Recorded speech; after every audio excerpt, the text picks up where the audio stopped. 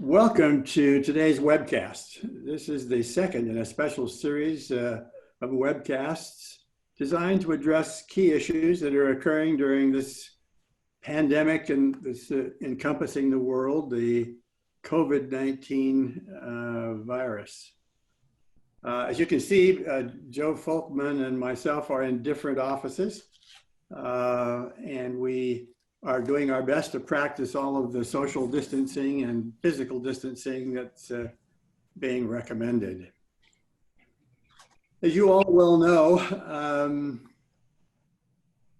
we are facing some serious challenges, and there are a variety of skills that challenge then kind of calls for us to muster. And those skills are shown on your screen. They involve our ability to get people to stretch to higher levels, our ability to kind of help people see the bigger picture. There are tools that would help us be more externally focused. There's the ability to lead change, our ability to kind of drive for powerful results, our ability to kind of practice teamwork and collaboration and so forth. But the skill that seems to have the most immediate impact and seems to help or hurt leaders the most is the one that we're talking about today. And that is the ability to communicate powerfully and prolifically. Joe, show us what that really means. Well, we did some research here where we looked at data from 97,000 global leaders. And what we measured was their skill at communicating, okay? And that's on the horizontal axis. And we broke it into 20 groups based on their score on communication. And then we looked at the extent to which employees had confidence that goals will be achieved.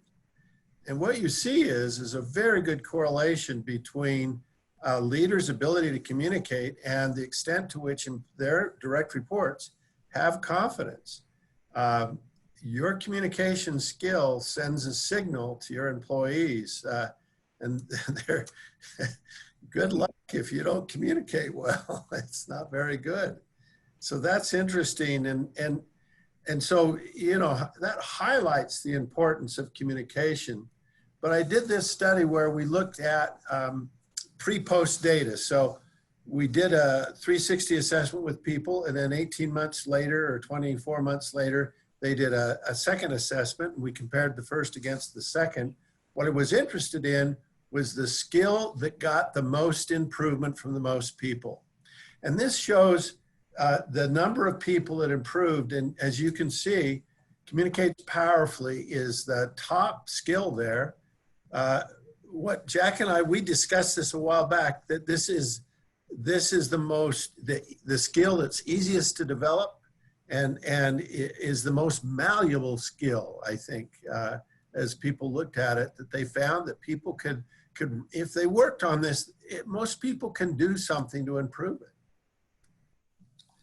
And as we watch television, and we're certainly all watching more television than normal, we see our national leaders, our governors, our healthcare task force experts. We see a variety of news commentators who are practicing their communication. And we're seeing how important that really is, particularly at this time. Yeah, even though if you're like me, I'm getting really tired of listening to it. It's like, oh, let me get depressed some more. But there's a lot of things you can do to improve your communication. And this is just a list of some of the things you can do. And the question is, as you think about all the ways you can improve your communication, there's 100 different ways to do it, but which ones help the most? Which ones would make the most difference and have the most power? And so one of the things we're going to do today is show you some of our research that we've done and look at what things can actually help you improve your communications. And the first one I want to look at is credibility. Jack, you've seen some really interesting video of credibility and lack of credibility, haven't you, in the last couple of weeks? We have a lot. Well, what we did here is we created created a credibility index. And we did that by combining technical professional expertise with problem solving ability. I think that for me is the apex of credibility. In other words, I have knowledge and I can fix things around here. And we looked at that and we correlated it where you can see on the graph there that the vertical bars are the extent to which people communicate powerfully. And it's really clear that there's a strong, strong correlation between a person's credibility and their ability to communicate powerfully. I mean, when people have credibility, you really listen. And every time I see some headline that they've got Dr. Fauci on the phone, I listen because that guy really, I'm so impressed with him, and he really, he knows, and boy, I'm just so impressed with him. Jack, I know you have the same feeling about him. I do, and I think that leads us to then a very important analysis, and that is about, so what's more important? Is the thing that he has a wonderful ability to communicate well? He is a good communicator. He's got a nice smile on his face. He stands up. He's very confident. He has a lot of good qualities.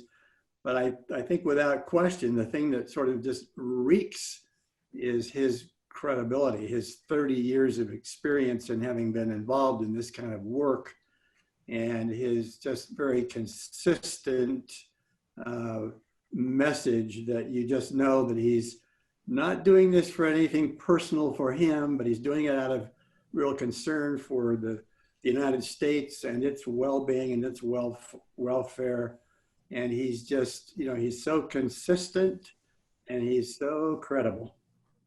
And so hence this study where we looked at people who were low on communication ability, but high on credibility, and those who were high on communication ability, but low on credibility. And we actually found that the confidence of employees was higher when the credibility was high, even if the communication was low.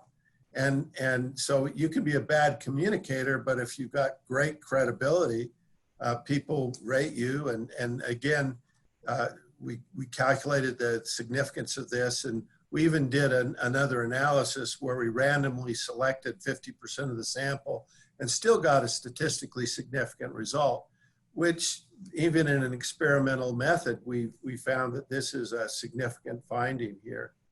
So how do you build credibility? Well, we certainly know that there are some right and wrong ways to build credibility. The wrong way is to have people have you believe that simply because of your title or your position that you have credibility. Or it is to believe that by your actions, by your facial expressions, by your posture, by how you go about presenting things, that you will build credibility. Or that you can build credibility by not being willing to accept and address difficult questions. Those are all the wrong ways that leaders build credibility. The right way is to build credibility by being very, very, consistent over time. It is to kind of bring together experts and bring together both expert information and knowledge that you can amass, but also to sponsor and include other people with expertise. And that gives you a much greater credibility. And when we've seen these news broadcasts where you have an assembled team of real experts, you come away from those experiences sort of saying, yeah, I have good reason to believe what I'm being told. When people are willing to acknowledge that they don't have an answer to every question and that there's information that's lacking and that you're willing to go try to find it, that willingness to admit that you don't have all the answers actually enhances your credibility. And so where you willingly invite help from others, those are the kinds of things that we find people doing and leaders doing that truly enhances their credibility. Jack, I remember when you and I were giving a presentation once, and you were up delivering, and someone asked a really difficult question, and I thought, boy, I'm glad Jack's up front. I have no idea how to answer this question, because it was kind of this thing of why is there hair, something like that. I mean, it was impossible to answer. But the thing you did was that you looked at the group and you said, this is a smart group of people. You're all wise. You got a lot of wisdom here. What do you people think? And two or three of them picked up. And then after they spoke, then you said something about it. But I noticed how that gave you credibility by doing that. And I think people worry about that. I just think that doing that adds to your credibility when you invite others to comment. Yeah, absolutely agree. So let's just talk about the thing that we face today, particularly in the midst of this terrible coronavirus pandemic. There is a great temptation when you're a leader. If you don't have all the answers, if you don't know what the future really holds, there's a tremendous temptation to kind of stand back and wait until you have the answers, wait until you have a more long-term visibility. And I guess if there's one big message that we would have you think about today, and that is, at this moment in time, more than any other, our people need us to be good communicators, to stay on message, to check with other people, but they need to have information emanating from those of us who are put in positions of leadership. We've had a chance to kind of, see a variety of styles and approaches. We've seen some really excellent examples, and we've seen some also less than effective examples.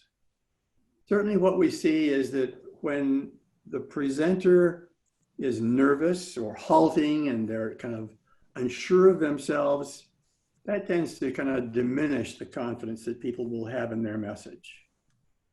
We've also seen situations where the presenter engages in long, tedious, kind of boring descriptions, looks down at a piece of paper and reads things to us that could easily have been presented on a slide or in a more compelling kind of way. And what we've observed about ourselves and about other people who are there is that people quickly tune out. On the other hand, when a well-delivered communication is given, it does change our attitudes, and it does change, or it increases our willingness to be a follower. What we see is that the emotions of the person who is making the presentation are extraordinarily contagious. And when we see leaders and presenters who are prone to make communication memorable by using stories and parables and metaphors, illustrations, we see how helpful that is in terms of people being able to digest the message. So delivery can make a big difference in whether we have a positive or negative effect as a community. It really can. And again, practice delivery always helps. And what I've found is a lot of times people that do a poor job never practice. They say, well, you're a natural. Yeah, I did it 10 times. I practiced. I went over the script. One of the things that piece of research that we found by Fowler and Christoph was this study on friendship and positivity. And what we found is, if what we're showing you here is a social diagram, a friend of a friend of a friend of a friend. And what it measures is a person's happiness.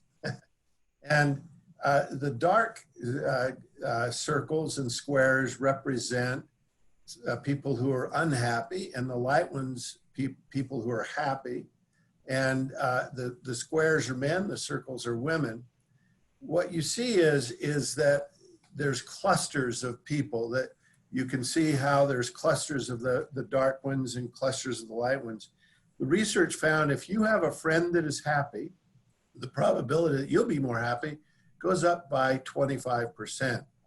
And there's also something called 3 degrees of separation, where if you have a friend and they have another friend and the friend of the friend is happy, that makes your friend happy. That can actually affect your friend's happiness. So if our happiness is affected by those we associate with right now, how much can other emotions, and especially the emotions of a boss or a manager or a leader, affect how we're feeling? And it can have a tremendous effect. So your emotions are contagious. Be aware of that as you start to present. Right. Let's talk a little bit about the quantity of communication. So this is one more issue that we all need to think about. We've all seen some examples of having too little. If a leader seldom communicates to his or her people, doesn't often either speak to them in any kind of a group setting, or communicate with them using technology, or communicate over telephone messages, how much influence does that leader have? We fundamentally know that leadership is a quality that is basically conveyed through the communication process. On the other hand, if you see a leader whose communication comes in very terse bullet points and quick sound bites, that leader also isn't all that persuasive or influential in your life. On the other hand, there's an extreme of having too much. I don't know about you, but as I open my email every day, there are some organizations from which I receive daily, and it seems like almost hourly emails. And there's a point, at least in my experience, when you get a little bit kind of hardened, and you tend to ignore a source of information that just comes at you steadily. I think we react differently to a politician's speech who kind of belabors every point and kind of goes on ad nauseum about every little detail of a presentation. And again, I don't know about you, but when I read a book and I come to a paragraph or a chapter and the person just goes on and on and on, I tend to skim over that and kind of brush by it. So how do you calibrate when you have exactly the right amount? And I think that the secret from a communicator's point of view is you really need to watch the audience. You need to kind of gauge their reactions to what you're saying. And by paying attention to audience reaction, you can find that right balance between too little and having too much. Opening up the dialogue for questions is a way of kind of testing where is your audience in terms of what they're hearing and understanding, and their tolerance for more detail. That is a really helpful thing to do. Now, what I want you to do is hopefully you've received an email back with your results. And what we measured on this scale was the extent to which you tend to be a leader who's more informing, that your objective is to keep people informed and so they know what's going on, and you want to do that, but you want to do it quickly. You don't want to overburden them. And that Jack was just talking about that it's too little, too much.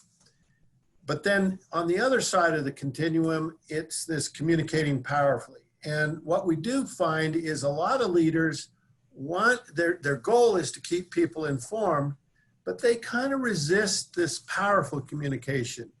And let me just say that just keeping people informed is great. We all know how we feel when we don't know what's going on and we're confused and we don't know who's on first. That's terrible. So that's a good place to start. But what we're trying to get people to think about is, are you an informer or do you tend to communicate powerfully? And the scale goes from -10 to +10. So a negative score would indicate you tend to be more of an informer, and a positive score would it would be more that you like powerful communication. Now, here's all the items for informer and all the items for powerful communicator. And you can see on informer, you like to be brief, efficient, and informative, keep others informed. But over on powerful communication, it says enthusiastic, inspirational, motivational. Notice it also says you talk too much sometimes. That's one of the downsides, isn't it? So you kind of go, you might go on that side. So there's an interesting thing, but one of the things that we want to do is help people figure out how they can actually up their game on communication. And we're going to try to give you the data on that today. Now, who communicates more effectively? And let's look at this by gender. We looked at how important this was, and we found that females were actually, they were given data that people felt like was more important for them to communicate than male. It's not a big difference there. But on the issue of effectiveness, we did find that females were slightly more effective at communicating, even though that's a small difference. The number of people in that data is large, so the number of males and females, so that is statistically significant, but it's not very meaningful. It looks like females are a little better at communicating than males. In terms of who's the most powerful communicator by level of management, you can see that most people believe that it's the top management that ought to do it more, and supervisors not quite as much. And when you look at effectiveness, it follows that same trend. Top managers tend to be rated as more effective, supervisors as not quite as effective. So how do you improve your ability to communicate? Jack, tell us about how we can. So let's just look at some of the data that we've been able to amass over the years about what is it that the people who are given very high scores on their ability to communicate, what is it that they do? We collected data from some 97,000 leaders. And what we saw was that those leaders who were rated highest had 5 key behaviors that they consistently seem to practice. And those 5 behaviors are listed there. They inspire and they motivate. They bring strategic perspective, identify priorities, they address individuals, and they build trust. And so for the next couple of minutes, we'd like to kind of review those with you and kind of delve a little bit deeper into each. The first one, inspires and motivates. As Joe has pointed out, there are people who believe that communication is all about simply informing. And while informing is nice, powerful communication really goes beyond that. It is inspiring. It is motivating. And the people who do that well seem to have the ability to make an emotional connection. And that emotional connection comes in a variety of ways, but they do tell stories. They use parables, they use examples, they use illustrations. And in their delivery, they are more enthusiastic, they're more optimistic, they radiate both of those qualities. And so time doesn't, allow us to kind of belabor this, but the distinction between just simply being a person who conveys information and a person who really is a powerful communicator has a lot to do with this ability to be inspiring. As the wonderful sage Peter Drucker said a long time ago, the most important thing in communications is hearing what isn't said. The important messages aren't always the words that are spoken, but they are the emotions that are conveyed. And we've all seen kind of recent examples of people on television who clearly are communicating a message about which they have very deep feeling. And when they are personally moved and when they are personally impacted by these events, we tend to react differently to what they're saying than the person who simply says it in a pretty matter-of-fact kind of way. Joe, the second One is attribute strategic perspective. And as you think about it, when you communicate information, if you can connect it to the strategy, if you can connect what you're saying to where we're going as a company and the big why we're doing this. And you know, as you think about all the focus on staying home and social distancing, you know, the big part of that helped people understand is that helps flatten the curve. That by staying home, the chances of you getting this virus goes way down. I remember a situation when I was young, when I was 12 years old, and I worked for my uncle, and he came up to me in the morning and he said, jump in the truck. And I jumped in the truck and we started driving out to this field that he had. And he's parked at the end of the field and he turned to me and he said, you're going to plow. Now I was 12 years old and what was sitting in the field was a Caterpillar tractor. And I'd never driven a car or anything, but I was going to drive a tractor, a Caterpillar tractor. And so we sat down and he taught me how to start it and how to run it. And he ran around the field once, up and down. And then he got up and he sat me down in the seat. He says, your turn. And so as I sat down in the seat, he said, now, Joe, look over the side. You see the track of that tractor? Keep it about 2 inches from the furrow. And so I wanted to really do that. So I was looking over the side, and as I was looking down, I was correcting and correcting. And when I got to the end of the field ready to turn, he said, Joe, I want you to look back and see what you've done. As I looked back, I saw some of the most beautiful S's. I corrected so much that I didn't plow straight. And he said, you know, you got to plow straight. If you don't plow straight, it makes it really hard for you to plow because you want to plow straight. Let me teach you how to plow straight. And so I turned the tractor around. And as I turned it around, he says, look down at the end of the field. Do you see the fence post? Do you see that fence post sticking? Aim for the fence post. And it turns out if you aim for the fence post, you can plow straight. You're not going off to the right or going off to the left. And that's the point of communication and using and bringing in the strategy, because that's the fence post. And people aren't going off this direction or going off that direction. If you can connect what you're saying to the strategy, they'll head for the post and you don't get a lot of swerviness in your organization. Let's talk about the focus on priorities. You know, one of the things that's interesting, and when you talk to most people about communications, and they say, you know, every time my manager talks to me, it's the number one most important thing. It's the top priority. And there's 100 top priorities. And the problem is when everything's a priority, nothing's a priority. I mean, you really need to sort of say, okay, you know, what's the most important thing? And really hold on to that and really connect what you're doing to the priorities of the company.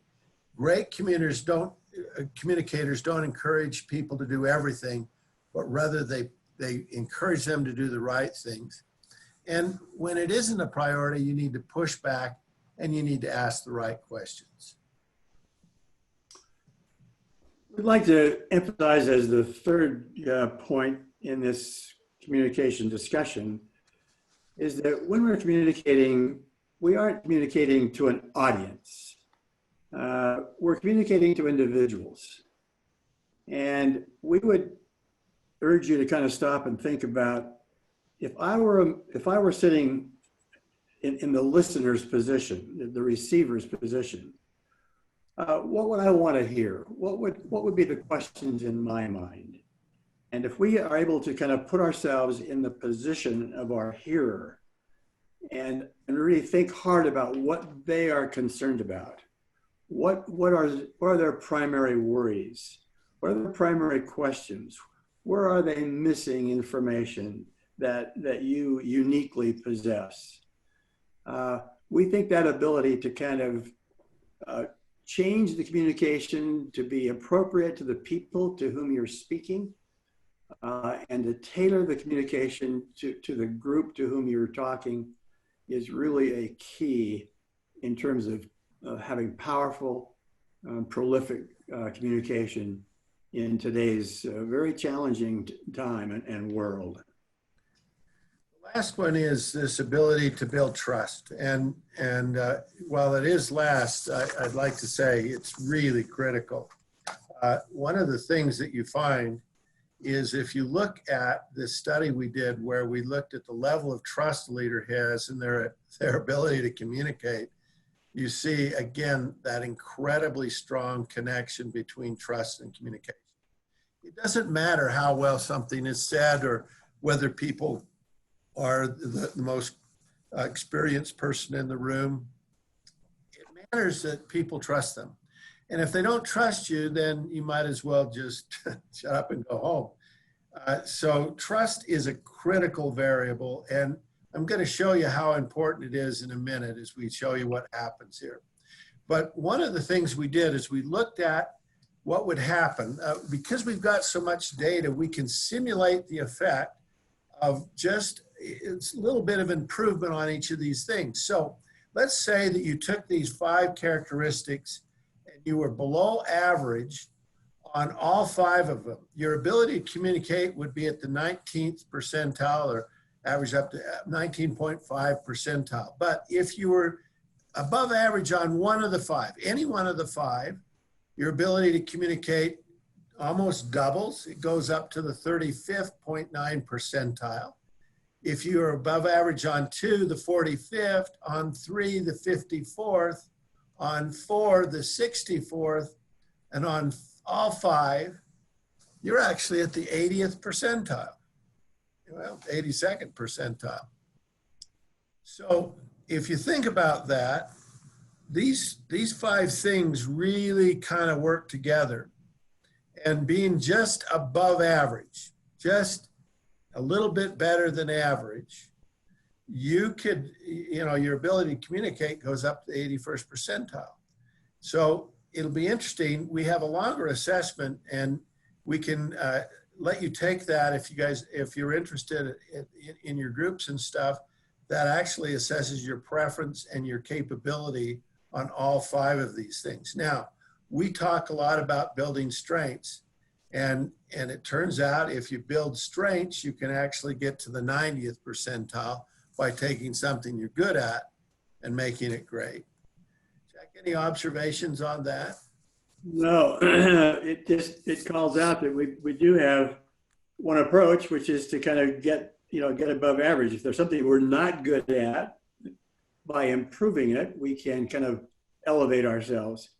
But we'll also talk a little bit more about if we find one that we can really magnify, we can become really extraordinarily effective at. That's also a way to become ever better in our communication skills. I mentioned trust and how important trust is. And so if you're at, and we talk about strengths, but we also talk about fatal flaws. A fatal flaw is a competency at the 10th percentile.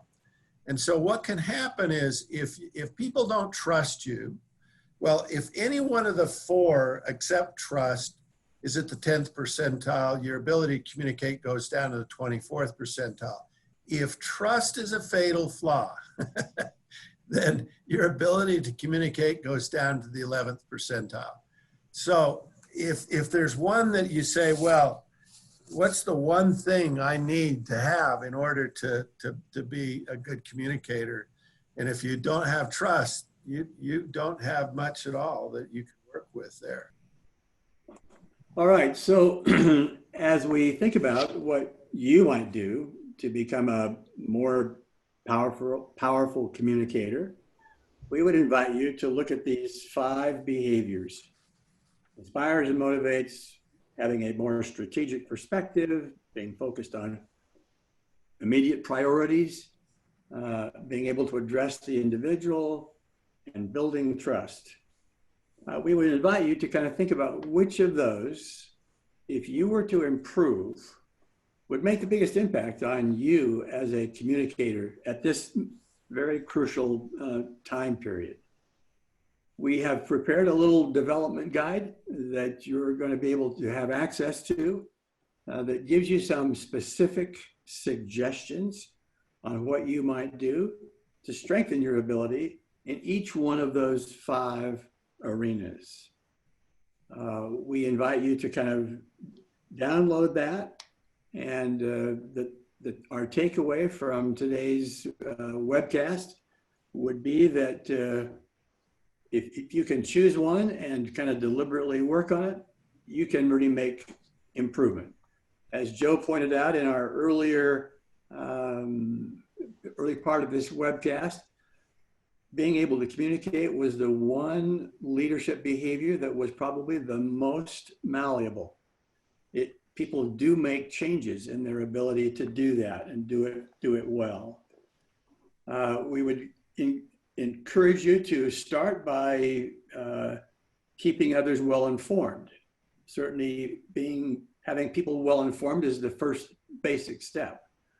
But we would also have you then kind of think about these 5 companion behaviors that do help leaders to be more powerful communicators, and to deliberately kind of do your best to elevate your behavior on one of those behaviors that would help you to be ever more effective and would move you to a higher level.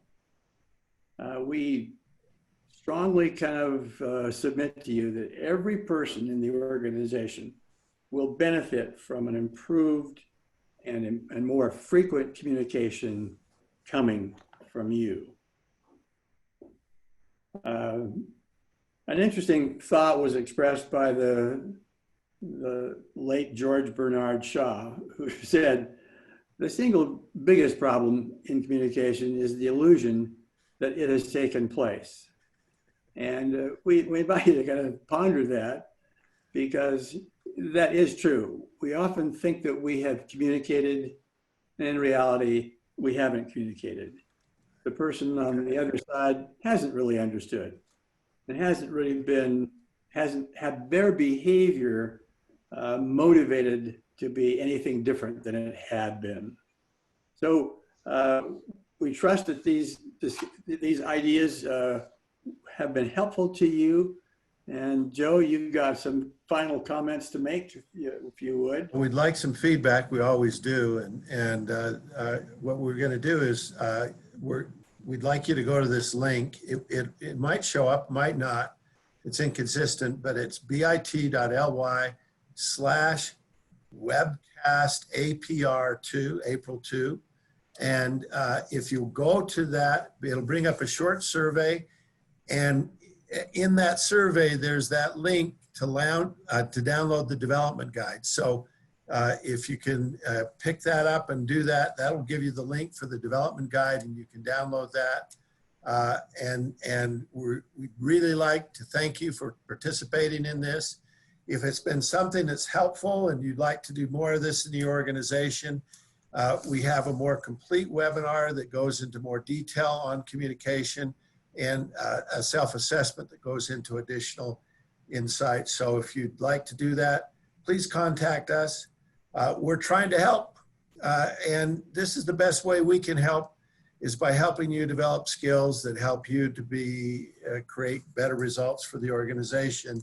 Again, one of the biggest things that we know about, if you are curious about how well you communicate, the best way to get a really good assessment of your ability to communicate is by doing a 360 assessment. If you've done one before, do it again. Jack and I just did ours, and all our employees gave us feedback, and it was a little painful, but it was sure helpful. So thanks, Jack. Have a good day, and we'll talk to you all. And if you have any questions or you want to talk to us, please give us a call.